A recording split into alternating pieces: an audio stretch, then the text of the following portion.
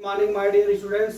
आज मैं आपको क्लास 12 मैथ का लेसन 5.1 का कंटिन्यूटी एंड द डिफरेंशिएबिलिटी का क्वेश्चन नंबर 13 एग्जांपल का लेके आया हूं।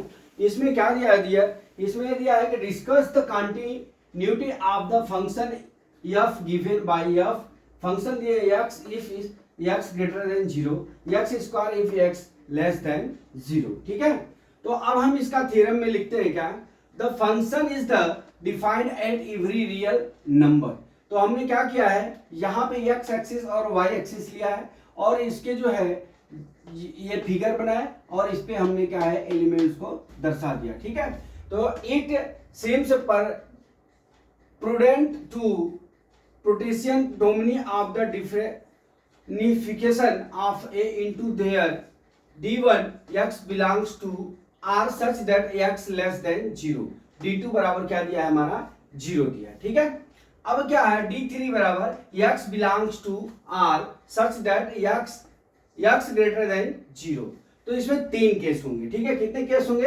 तीन केस। तो पहला केस में क्या होगा, at any point in d1 we have fx बराबर x स्क्वायर हो गया अपना, fx बराबर x स्क्वायर। ठीक है, जहां पे x लेस देन 0 है। ठीक है, तो अब यहाँ पे इस वैल्यू को पुट कर देंगे तो x इक्वल टू 0 आ जाएगा।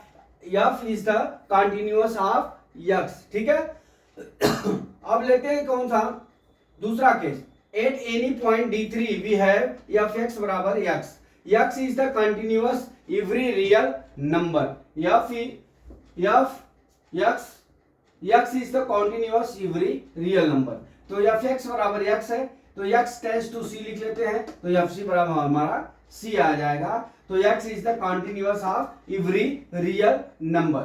ठीक है, अब केस नंबर थर्ड में क्या है डियर, यहां लिख सकते हैं now we analysis the function at x is equal to 0, the value of the function at 0 is f0 बराबर 0। अब इसमें हम क्या करते हैं, राइट हैंड वैल्यू और लेफ्ट हैंड वैल्यू दोनों को ज्ञात करते हैं। तो the left hand limit fx x tends to 0 is equal to limit x square दिया है। ठीक है, तो 0 के x स्क्वायर जगह 0 का होल स्क्वायर रख देंगे, कितना आ गया 0 हो गया। उसी तरह राइट हैंड लिमिट निकालेंगे तो ऑफ 8 0। ठीक है, तो यहाँ पे क्या होगा, लिख लीजिए लिमिट f(x) बराबर क्या हो गया x।